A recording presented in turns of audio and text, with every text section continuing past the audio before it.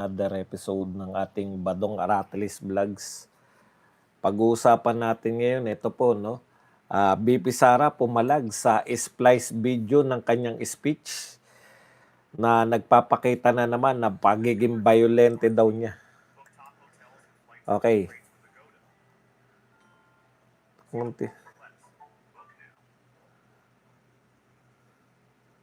May nagsalita. Pag-uusapan din po natin, ito pong sinabi po ni Tulfo na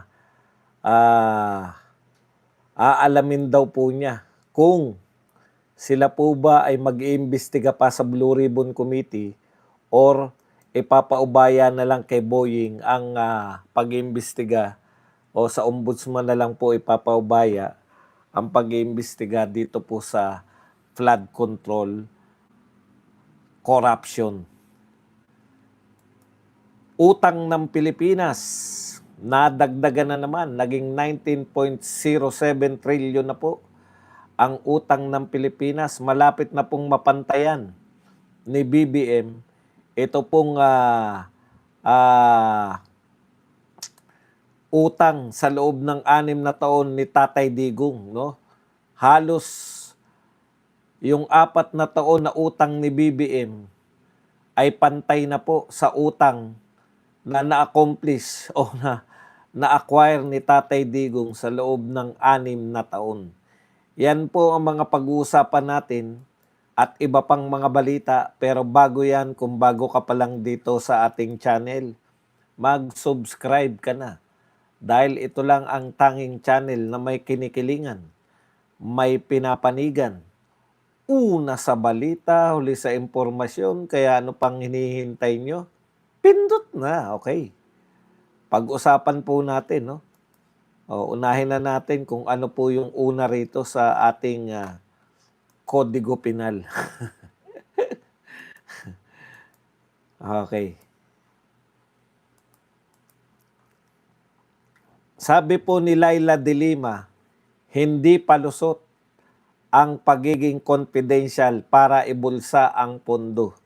Alam mo, Laila de Lima, ang tagal nyo na pong sinasabi yan na binulsa ni Sara Duterte ang pondo ng confidential fund. Pero wala pa rin po kayo ni isang testigo, wala pa rin po kayong ebidensya na totoo ngang ibinulsa yan. Yung 2 pong testigo kahapon, wala pong pinapakita na mayroon pong illegal na ginawa ang Office of the Vice President o si BP Sara mismo hinggil dito sa sinasabi niyong confidential fund.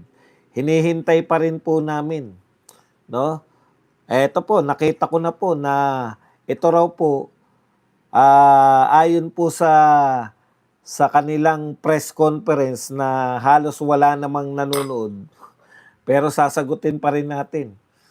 Ayon po sa kanilang press conference, iugnay o napatunayan daw po na tama ito pong sinabi ni Madriaga. Pinatunayan daw po nung yung dalawang branch manager ng Land Bank of the Philippines. Pinatunayan daw nila na tama yung sinasabi ni Madriaga. Kaya hindi ko na po matandaan kung ano po yung sinabi ni Madriaga na tama dito. No? Kaya dapat nyo na talagang iharap si Madriaga para o yan siguro yung nila, yung gagawin nila no, sa pagharap kay Madriaga. Pero so far, Laila de Lima, panay kayo sa press conference, panay kayo sa mga pagpopost sa social media na akala nyo talaga meron na kayong napatunayan na ninakaw si BP Sara. Wala pa po. Grabe buhok ko. Ang lapad na noon ni Badong.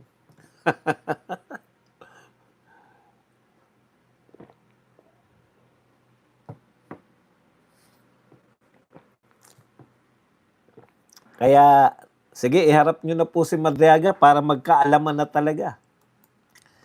Baka pati po yung mga supporter ninyo na mga kabilang sa majority senators, pag hinarap nyo si Madriaga, mawalan na po ng suporta.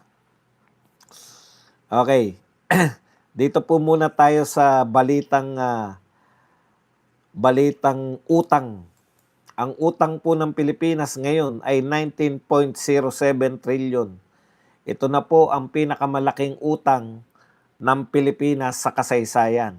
At masayang-masaya pa si BBM at marami pa pong uutangin, no?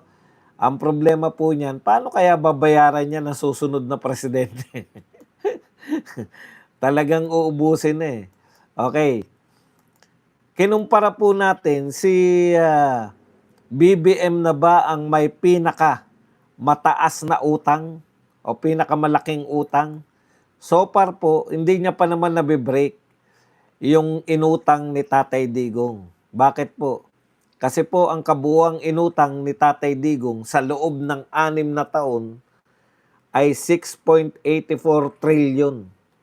Si BBM po so far, ngayong 4 na taon pa lang, ay 6.28 trillion na. So more or less, 60 billion na lang po o 600 billion na lang po. Wala na pong kalahating trilyon. Malalagpasan na po ni Marcos. So the rate ng bago po magtapos itong taon na to, malalagpasan na po ni BBM ang pangungutang na ginawa ni Tatay Digong sa loob ng 6 na taon. O, ngayon, itatanong nyo, marami rin naman palang utang si Tatay Digong. Pero ang kaibahan po ng pagkakautang ni Tatay Digong, napakarami po, ulitin ko po, napakaraming proyekto nating nakita sa panahon po ni Tatay Digong. Kumbaga, sulit na sulit. No? Bukod pa dyan, nagkaroon pa po ng tinatawag nating pandemya. Ngayon po, umutang po ng 6 na trilyon, mahigit na. 6 na trilyon na po ang nauutang ni BBM. Si Tatay Digong, 6 na trilyon lang po ang nautang sa loob ng 1 taon, ay 6 na taon. Lumobo po yung utang natin, panahon po ng pandemya. Ang dami pong ginastos ni Tatay Digong. No? Yan pong mga binakuna sa atin. Mahal po yan. 3 beses binakunahan ang bawat isang tao. Iba pa po yung mga ayuda na binigay po halos lahat po ng mga non-government employee nakatanggap. Hindi ko po sinasabing lahat, halos lahat. Malawak po ang pamimigay ng ayuda noon. Okay. At saka, wala pong gaanong binenta si Tatay Digong, wala pong binentang NAIA, wala pong binentang mga pag-aari ng gobyerno, hindi po nagbenta ng ganyang kadaming ginto. No? Hindi po kumuha ng budget o ng pondo na 60 billion sa PhilHealth, 107 billion sa PDIC at iba't iba pang ahensya. No? Ang sinasabi po natin, bukod sa pangungutang ni BBM, kumuha pa po ng budget sa PhilHealth, kumuha pa ng budget sa PDIC, budget sa SSS, budget sa GSIS. Ang dami pong pumasok na pera sa kaban ng bayan sa National Treasury nung panahon ni BBM, tapos napakalaki pa rin po ng naging utang. No? Pinakamalaki pong pagkakautang ngayon ng Pilipinas. At mabibreak po ni BBM ang pangungutang po ni Pangulong Duterte kahit walang pandemya. Talagang grabe po itong gobyerno.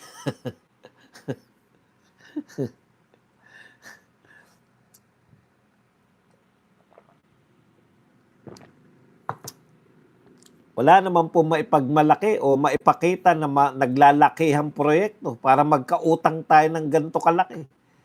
Ang pinagmalaki niya pong infrastructure nung SONA, pag-repair ng mga tulay. Grabe po. Okay.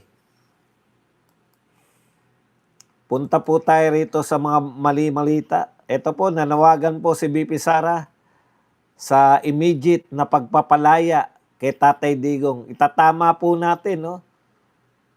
Na yung na-misquote po si BP Sara na lalaya na raw si Tatay Digong. Wala pong sinabi si BP Sara na lalaya na si Tatay Digong.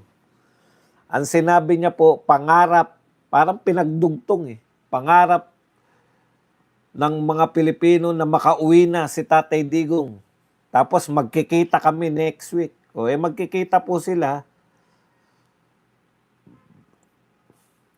Magkikita po sila ni Tatay Digong sa ICC. Hindi niya po sinabi na pangarap lang po na makalaya si Tatay Digong. Hindi po sinabi ni BP Sara na lalaya na next week. Kaya medyo tatalasan po natin, no, yung ating mga napagbibintangan si BP Sara na nagpe-fake news. Hindi po mahilig mag-fake news si BP Sara. Okay, isa pa po, dyan po sa misquoted.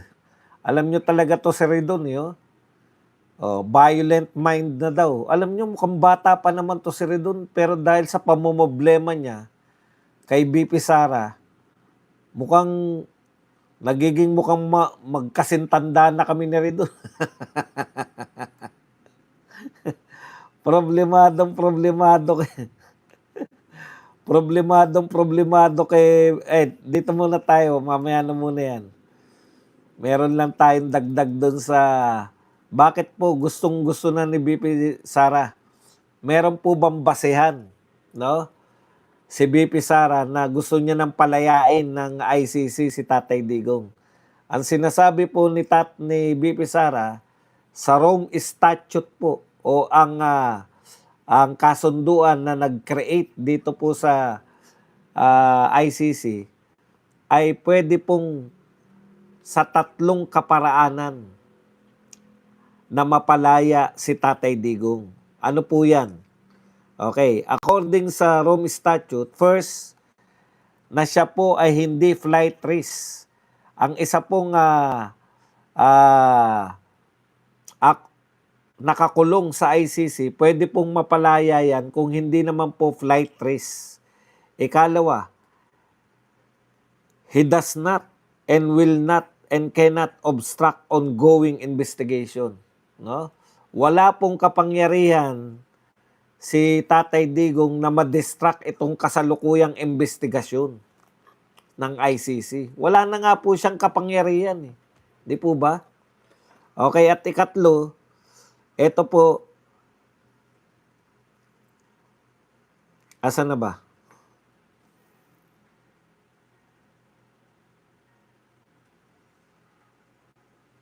And whether the respondent may continue committing crimes. So, 3 lang po, no? Una, hindi ka flight risk, wala kang kakayahang tumakas. Ikalawa, hindi mo na ma-impluwensyahan yung investigasyon. At ikatlo, hindi mo na maipagpapatuloy yung krimen na ibinibintang sa'yo ng ICC under ng ICC jurisdiction. So yan pong 3 na yan, ayon kay BP Sara, pasok na pasok sa banga si Tatay Digong. Kaya nananawagan na po si BP Sara na palayain nyo na. Palayain nyo na si Tatay Digong. Lakihan nga natin. Masyadong maliit yung aking... sumobra naman laki. Naliliitan ako sa pagmumukha ko. Ayan. Parang ang layo-layo natin sa isa't isa. Okay. Punta na po tayo ngayon. Kaya ICC, sana yan po ay no? Batas po ninyo yan. Kung yung 3 po na yan ay taglay-taglay po ng isang bilanggo sa ICC, ay dapat binibigyan na siya ng interim release. So ito pong ginagawa ni BP Sara, iba na po, no? Dati pinapaubaya lang nila. Pinapaubaya lang nila yung diskarte sa kanilang defense team. Ngayon po, nakikialam na po si BP Sara, no? Sa pamamagitan po ng pagpe-pressure total. Nagdeklara na po yung United States of America na gusto na nilang buwagin. Nananawagan sila sa mga bansang kasapi na magsilabas na dyan. Lumabas na dyan sa ICC at meron na nga po 2 bansa na. Buhat po nananawagan yung US, yung bansa pong Colombia. Colombia ba? Hindi pala. Venezuela pala. Yung bansang Venezuela at saka ngayon naman po yung Chad. Nagdeklara na po na pagkalas dito sa ICC. Okay.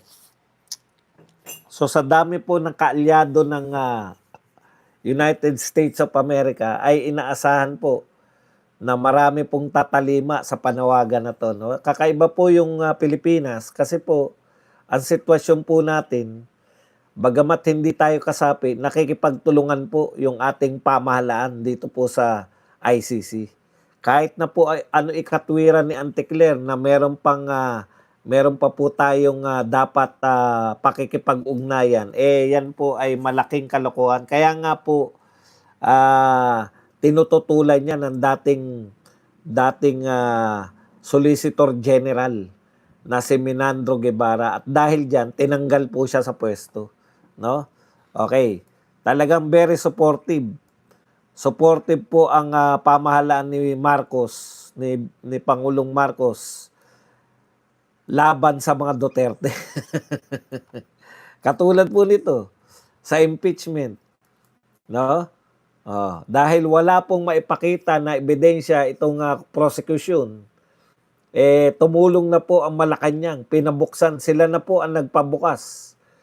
Kaya nga po yung BIR records po ng mag-asawang Duterte Carpio ay bubuksan na po sa impeachment dahil po pumayag ang Pangulo ng Pilipinas. O ganyan po ka-supportive. Ganyan po ka-supportive sa yung sinasabi po ni Auntie Claire na hindi po makikialam yung Malacanang sa impeachment. Eto po, kitang-kita po natin. Kasi kung hindi po makikialam yan, hindi po niya pabubuksan yung BIR. Hindi kayo makikialam, pero nung nag-request sa inyo na buksan ng BIR, binuksan nyo. Samantalang, pwede po silang hindi makialam, let the impeachment court decide for themselves. Hindi. Gusto po nilang mapadali at mawala po yung question ng batas. Kasi po, pag yung presidente may karapatan po na pabuksan ng BIR. Kaya alam na po natin. Wag na lang po natin lokohin yung mga mamamayang Pilipino. Okay, batay naman po sa speech pa rin ni BP Sara, minisquote na naman siya ng mga media at ito po ang daladala ni Redon, no? Sinasabi ni Redon na talagang violent itong si BP Sara. May binanggit po kasi si BP Sara na 5,000 lang yung halimbawa niya po na 5,000 makakapag-hire ka na ng killer dito po sa Pinas. Ginawa niya po yun, hindi po ang halimbawa niya po ron ay isang anong tawag doon? Hypothetical. Okay. Kasi po ang speech po ni BP Sara may kaugnayan po yan doon sa ibinibintang kay Tatay Digong na lahat po ng EJK, extrajudicial killing, ay ibinintang na kay Tatay Digong. Ibinintang na state-sponsored. Sabi ni BP Sara, hindi po state-sponsored lahat ng EJK. Hinalimbawa po niya. Ito po ang konkreto In-splice po nila yung sinabi lang, kung ako mag-hire ng hired killer, 5,000 lang pwede. Ayan, no? Ah, ayon kay BP Sara, nagpahayag na maari umanong makakuha o mag-hire ng gunman sa Pilipinas sa halagang 5,000. In-splice na naman, yan lang po pinapakita. Tapos sasabihin na naman na talagang violent ito si BP Sara. Kasi hard killer na naman eh. Tignan nyo po yung mga sinabi ni Redon. What's the price of President's life? 5,000 only. Tignan nyo na kung gaano kamalisyoso tong ilong ni Redon. Napakamalisyoso naman. Wala naman po sinabi na siya yung nag-hire. Hypothetical po. Pinapaliwanag po ni BP Sara na kung pwedeng mag-hire dito po sa Pilipinas. At yan po ay hindi po galing kay BP Sara yan. Talagang yan po yung mga ayon sa mga investigasyon. Ganyan po ang presyo. Ngayon, mamalis siya na iugnay na naman. Yan bang ulo ng presidente ay 5,000 lang, sabi ni Redon. Araw-araw nagpapakita si Redon. Araw-araw. Tignan nyo naman po yung engagement. No? 11 hours na. 8 pa lang yung nag-engage. Isa pa ako. Eto namang isa, 7 lang. Ang tiyaga din ni Redon eh. Salita ng salita sa media, yung engagement niya naman, kay BP Sara, kumpara mo naman. 100,000, minsan milyon pa po, kada speech ni BP Sara. Sa'yo Redon, babanata mo siya, 7 lang ang engagement mo. Yung isa, 8.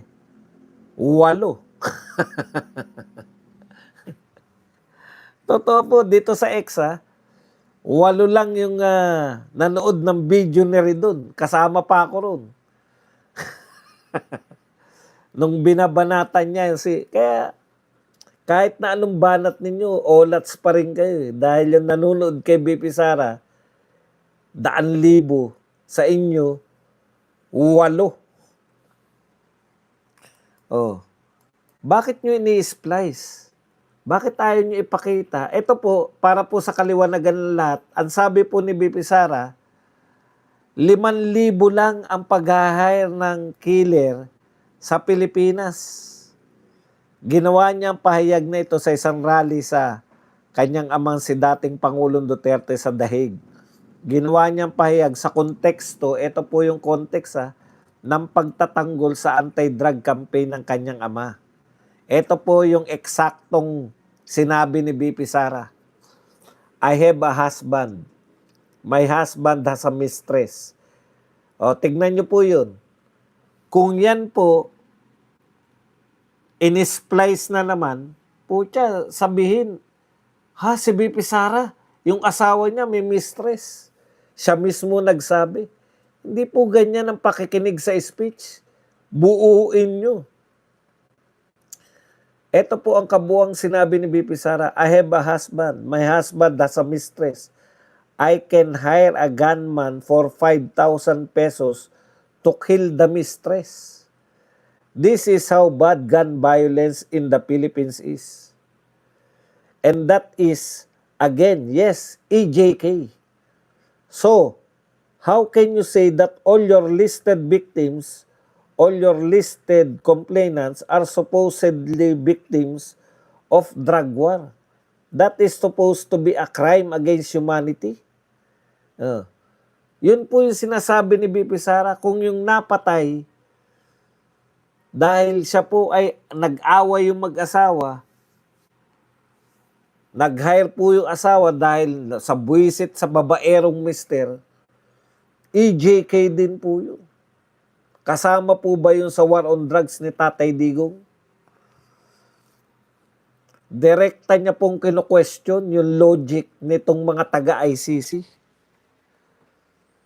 Na hindi po ang lahat ng EJK, ako nga may tsorya pa eh. Hindi ba pwede, di ba sabi ni Tatay Digong kaya hindi niya kala niya tapos na. 6 months o 9 months, matatapos niya yung droga sa Pilipinas. No? Nagtaka siya. Yung kalaban niya pala sa droga, gobyerno mismo, sabi niya. Di ba? Ano meaning nun? Oh. Baka marami po dyan sinadya sa mga araw-araw na ano na yan para palabasin, pasamain yung war on drugs ni Tatay Digong. Hindi natin alam eh. Kasi wala namang kinasok kay Tatay Digong dito sa Pilipinas eh. Doon naman po sa ICC, hindi pa po nagsisimula yung kaso hanggang ngayon. Pero ang tagal na po, 1 taon na pong mahigit na nakakulong si Tatay Digong ni hindi pa po nasisimulan yung kaso. Kaya itong si Redon, media at mga oposisyon, malisyoso po yung pagkakat nila ng video ni Bibi Sara. Ganyan lang po yung ginawa ni Bibi Sara. Ito talaga yung buong video, ito talaga yung nilalaman.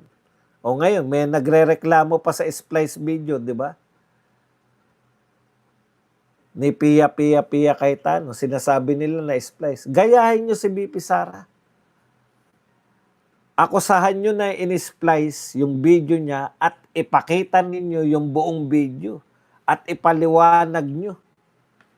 Ang problema, yung sa kaso ni Jokno, magkaiba po yun. Sa kaso po ni Jokno, sinasabi lang nila, splice video yan. Tapos, wala nang paliwanag. Di sana pinaliwanag nyo yung, o kaya ipakita ninyo yung buong video ni Jokno. Si BP Sara, sinabi niya, in-splice yung video ko, samantalang kung susundan nyo yung video, naroon yung paliwanag. Yung sumunod dun sa pinakita nila na makakapag-hire ka ng 5,000, ang susunod nun, yung senaryo na yung asawa, personal na EJK, hindi po pwedeng isama yon sa crimes against humanity dahil yun po ay hindi po crimes against humanity. Pati daw yung mga kasong ganun, isinama sa war on drugs o reklamo sa war on drugs ni Tatay Digong. So yun po, ganun po magpaliwanag pag sinabi mong splice video. Ano naman yung laman ng hindi splice? 'Di ba? Bakit hindi nyo ipaliwanag? Kung splice yung video ni BP Sara, ni Shell Jokno, ipaliwanag nyo naman kung ano ang laman ng hindi splice.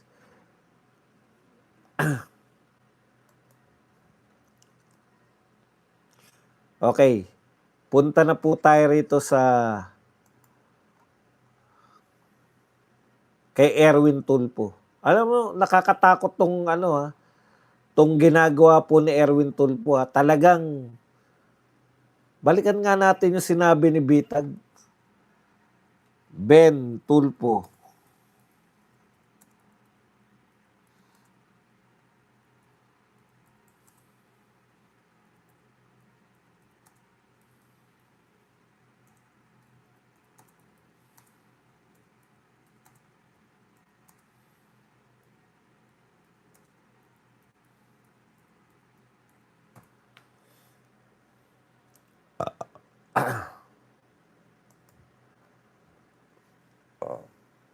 Okay, kamakailan po,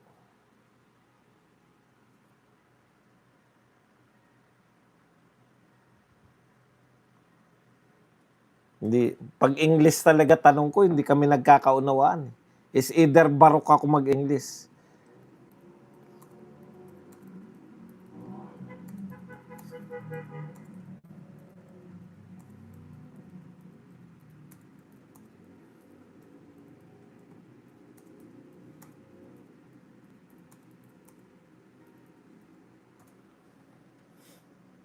Pag Tagalog, naunawaan niya yung Tagalog ko eh.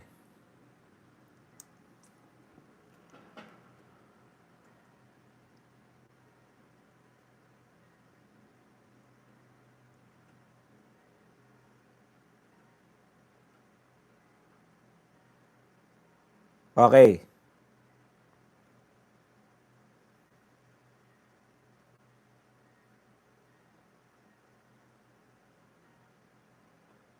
Ito po ang sinabi ni Ben Tulfo sa kanyang kapatid, no? Okay.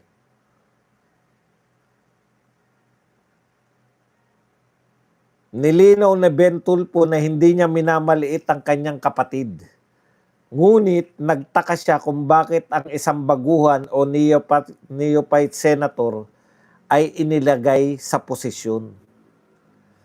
Sabi niya, ang hinahanap niya sa pwestong iyon ay mga mambabatas na may malalim na legal wisdom, legislative wisdom, at nakakaintindi sa dynamics sa pagitan ng executive at legislative process. Ayan.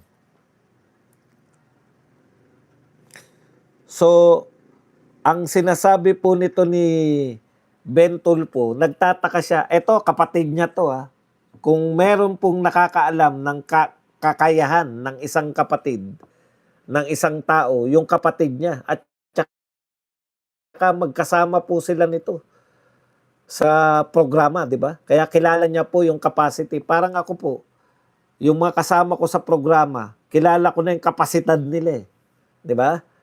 Kung gaano, kung sino po yung mga mahuhusay, masisipag, etc. Makikita nyo lang po yan pag nakasama nyo yung mga tao. Ito po, magkakasama sila sa programa. Kilala niya yung kapatid niya, bilang kapatid niya, lumaki sila na magkakasama. Kaya alam niya po yung kapasidad mismo ng kanyang kapatid. Kaya nung sinabi po ni Ben Tulfo na parang gusto nilang sirain yung, di ba?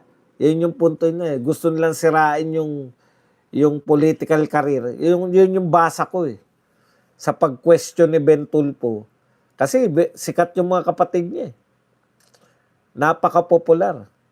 So, ang tingin ko kung bakit niya kinu-question na nilagay sa BRC si Erwin Tulfo, yung kawalan po ng kakayahan. Hindi naman po dahil sa siya po ay mahina o bobo, kundi bagitong-bagito pa. Badong, bakit si Marcoleta? Hindi naman po siya bagito dyan sa mga usapin ng pag-iimbestiga dahil very active po bilang congressman si Marcoleta, no? Katunayan, siya po ang isa sa dahilan kung bakit hindi nabigyan ng prangkisa itong ABS-CBN. Nakita niyo naman, dyan po siya sumikat. So may kasanayan talaga si Marcoleta na mang-usig. Kaya bagay sa kanya yung Blue Ribbon. Ngayon po, ano po ang patunay na nagkakatotoo yung pong warning o yung pong kumbaga pag-agam-agam ni Ben Tulfo. Ito po, katulad po ngayon. Ito po yung balita. Erwin Tulfo, lilinawin kung kailangan ba nilang mag-Blue Ribbon hearing o bahala na si Boying dito sa flood control. Kita nyo po?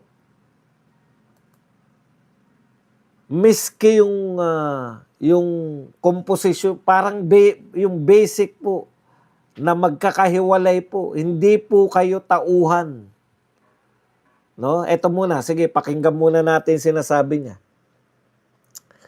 Erwin Tulfo, lilinawin kung ombudsman na mangunguna sa flood control probe.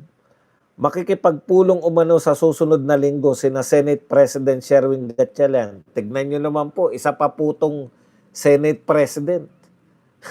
Saan ka nakakita na Senate President? Talagang hindi mga bagay. Hindi sila po, etong si Erwin Tulfo tsaka si Senate President Gatchalian. Ito po yung pinakamagagandang halimbawa na naghangad na mataas ng posisyon at nahirinan. Hindi po nila kaya. Tuloy po natin ang pagbabasa.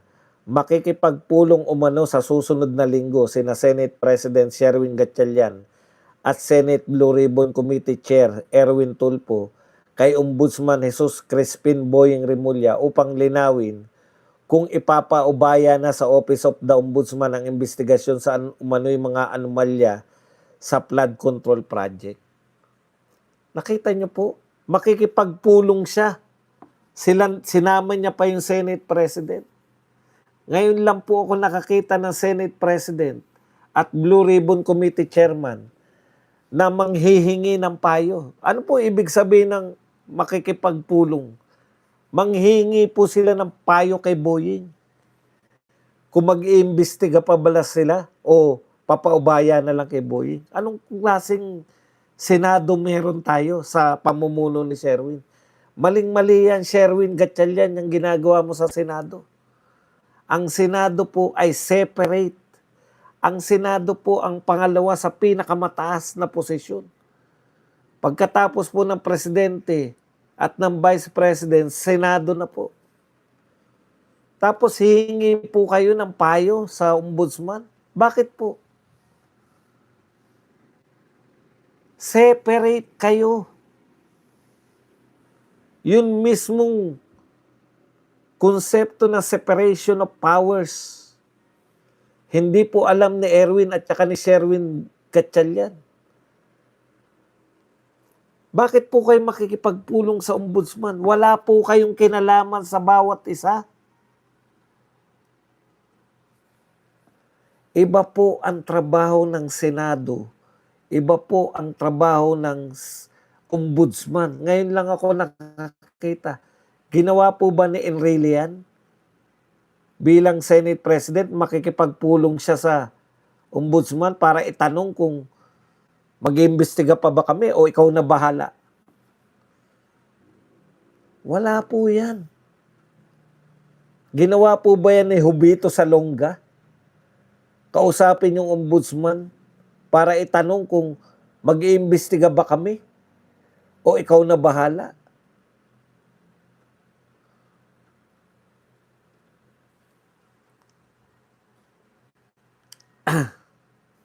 May nagsabi, ewan ko lang kung tama yung translation ha. Punta tayo rito sa translation. Magandang araw sa ating lahat. Hindi ito ang gusto ko.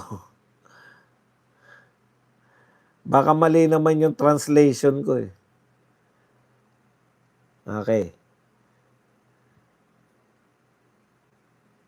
Ito sabi ni Jose Nase, magpupulong boss, hindi manghihingi ng anuman.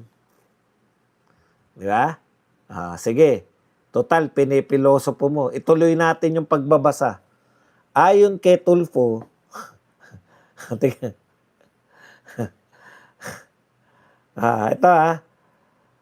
ituloy-tuloy natin para isantot. Kasi nagkakaroon ng maling hinala si Jose. Makikipagpulong lang boss, hindi manghihingi ng kung ano. Good point. Yan ang mga gusto ko. Hindi nang babastos, nagbibigay ng kuro-kuro niya. Ituloy lang natin yung pagbabasa. Hindi ko na kailangan sagutin. Ito na mismong balita ang magkukwento sa iyo. Makikipagpulong umano sa susunod na linggo sina Senate President Sherwin Gatchalian at Senate Blue Ribbon Committee Chair Erwin Tulfo kay Ombudsman Jesus Crispin Remulla upang linawin kung ipauubaya na sa Office of the Ombudsman ang investigasyon sa umano'y mga anomalyang sa flood control. Anong dahilan nila ng pagkikipag-meeting? Upang linawin kay Ombudsman sila makikipag-meeting, di ba? Upang linawin kung ipaubaya na sa Office of the Ombudsman ang investigasyon sa umano'y mga anomalya sa flood control project. Yun po yung dahilan nila ng pakikipagpulong kay Ombudsman. Ang topic nila, kung ipaubaya na ba sa Ombudsman o magse-separate pa rin sila. Kukuha po sila ng advice. Ayon kay Tulfo, nais nila matukoy kung mas makakabuting ang Ombudsman na lang ang manguna sa investigasyon kaysa magsagawa pa ng hiwalay na pagdinig ang Senado. Ang linaw Siguro nasagot na natin yung panukala mo na makikipagpulong lang naman, Boss Badong. Yun po yung lilinawin nila kung kinakailangan pa ba sila na mag-separate na hearing o Ombudsman na bahala. Yan po ba ay gagawin ng dating mga Senate President? Nene Pimentel? Coco Pimentel? O si Chis Escudero? makikipagpulong sa ombudsman para sabihin, itutuloy pa ba namin yung hearing namin o kayo na lang ang bahala? Magkaiba po yung hearing ng Senado at hearing ng ombudsman. Yung hearing po ng Senado, hindi po yan purely para ma-persecute prosecute yung mga tao. Yung ombudsman po, ang trabaho po ng ombudsman, prosecutor, parang prosecutor sila, di ba? Ang trabaho po ng ombudsman, maghabla sa sandigang bayan. Ang trabaho po ng senador, hindi po sila maghabla. Ang trabaho po nila, mag-imbestiga. Pag meron po silang nakitang krimen, magrekomenda sa ombudsman na sampahan ng kaso. Pero, ang trabaho po ng senador na hindi alam yata ni Tulfo, kaya ayaw niya na mag-imbestiga, kaya sila nag-iimbestiga, dalawa. Una, para makapagrekomenda ng kaso. Ikalawa, para makagawa ng batas. Nang sa gayon, maiwasan na itong nakawan sa flood control.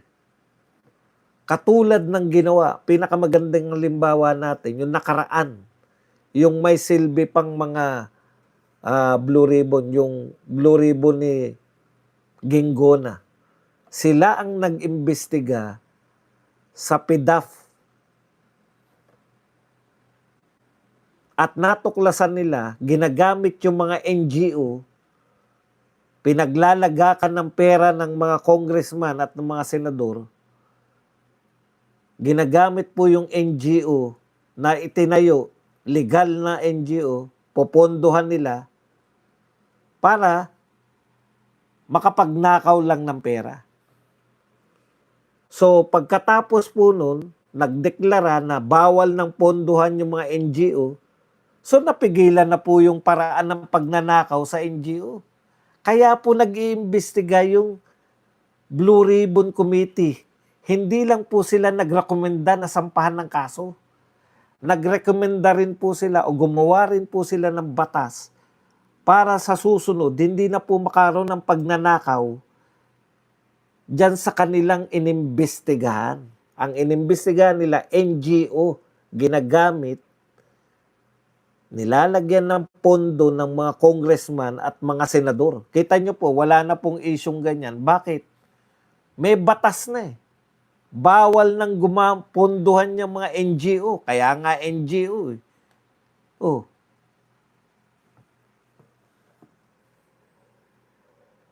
So, paano magkakaroon? Meron po bang kapangyarihan yung ombudsman na gumawa ng batas? Yan yung problema pag yung Senate President mo at yung Blue Ribbon Committee Chairman mo, hindi po nila alam ang trabaho nila.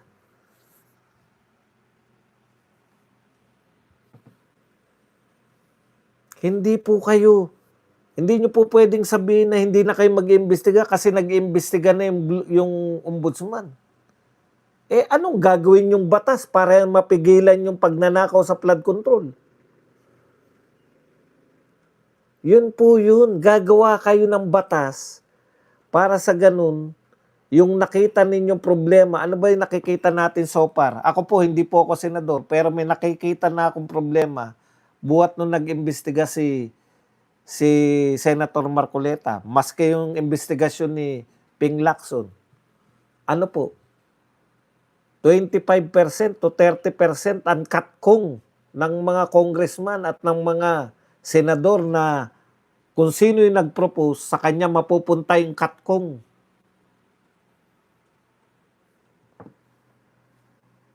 Gagawa kayo ngayon ng batas para wala ng katkong.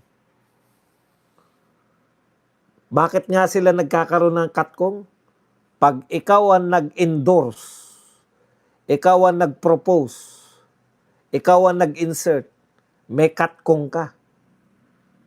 So kung ako po ay senador, gagawa ako ng batas na bawal na mag-endorse, bawal na ang mga congressman at mga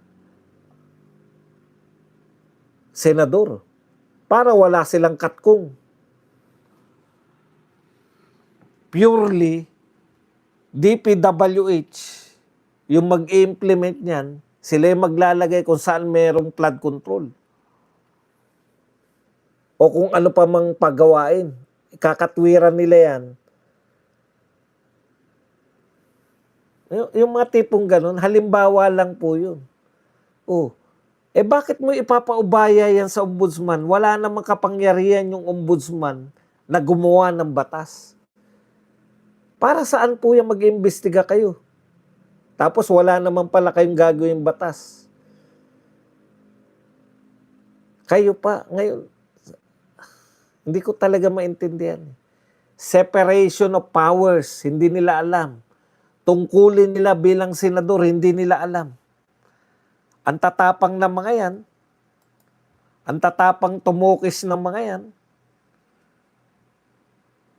pag yung mga kapwa nila senador, salita ng salita, nagagalit. Yung mga tulpo, di ba? Yung isa nagalit sa 2 minutes, yung isa nagalit sa salita ng salita yung mga senador. Ba't kayo magagalit, senador kayo? Naiinip ba kayo pag may nagsasalitan senador? Yan po ang trabaho ng senador, debate. Ngayon lang ako nakakita ng mga senador na ayaw na makipagdebate. Galit pa pag nakikipagdebate yung mga kapwa nila senador. Seryosohin niyo po yung trabaho niyo. Aba.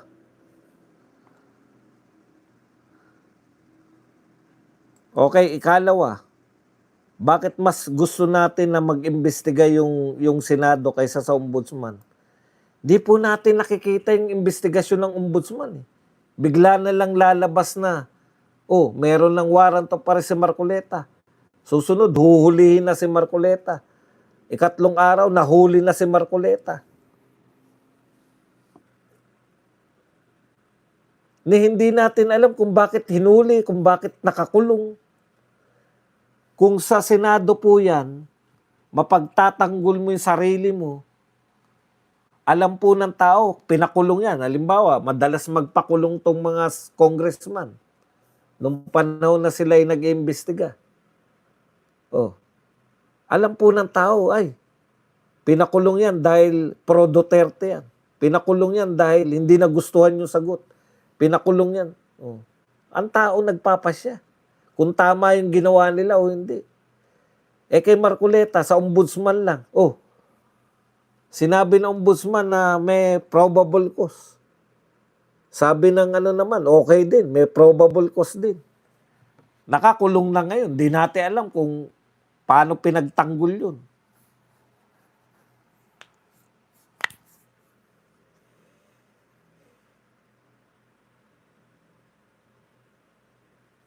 Bakit nyo pinamimigay yung trabaho nyo kung hindi nyo kaya yung Blue Ribbon Committee, yung pagiging chairman, ibigay nyo po sa may kakayahan. Ibigay nyo po sa mga marurunong sa batas. Gatyan lang, kung hindi mo kaya trabaho mo, pupunta ka pa sa ombudsman para magpag-usapan nyo kung nararapat pa ba mag-imbestiga ng Blue Ribbon. Maling-mali po yan. Wala pong dapat nagpapasya sa inyo. Pwede pong sabay-sabay mag-imbestiga. Sino po ba may sabi na bawal mag-imbestiga? Iba naman po ang investigasyon ng ombudsman. Sabi nga natin, ang daming kaso niyan. Tumulong kayo sa Senado. Kung gusto nyo po na makatulong sa Pangulo, kung totoo, kung totoo talagang ang gusto ng gobyerno ay makapagpakulong ng mga magnanakaw sa flood control at gusto nyo naman tumulong sa gobyerno, ang dami pong iniimbestigahan, hindi po kaya ng ombudsman mag-isa yan. Tsaka iba yung approach ninyo. Ang approach ninyo, makagawa kayo ng batas para mapigilan na yung pagnanakaw sa DPWH.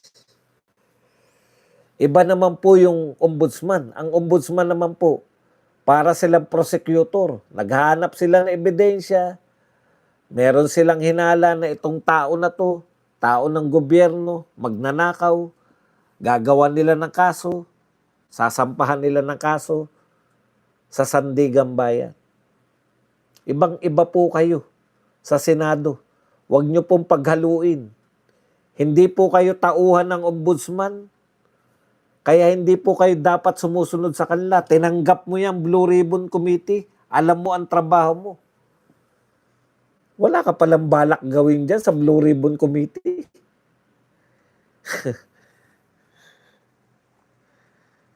Daig ka pa ng mga ibang committee na nag-iimbestiga na ng kung ano-ano lang. May committee nga, nag-imbestiga sa shooting ng Tacloban. Wala naman nahitan tao. Dapat po, kunwari, pinamunuan ni Risa Ontiveros. Diba? Namuno siya riyan. Gumastos tayo dyan sa investigasyon na yan. Hindi na dapat pwedeng mag-imbestiga ng ibang topic si Risa Ontiveros hanggat wala siyang report dun sa nauna niyang inimbestigahan. Panay viral lang, panay viral eh. Wala naman po nangyayari. Ano na report niya sa Tacloban? Ano ang nakita natin sa Tacloban shooting na inimbestigahan ni Risa Ontiveros? Wala. Tayo nag-aksaya ng panahon at pera para mag-imbestiga. Dahil viral. Pag hindi na viral, wala nang intindi. Ang dami pong dapat baguhin dyan sa Senado. Kung ako po sikat lang, puta, tumakbo na ako riyan. Kaya lang, matutulad lang ako kay Models of Manila. Magpapaligsahan lang kami sa Colelat eh. Nakakahiya.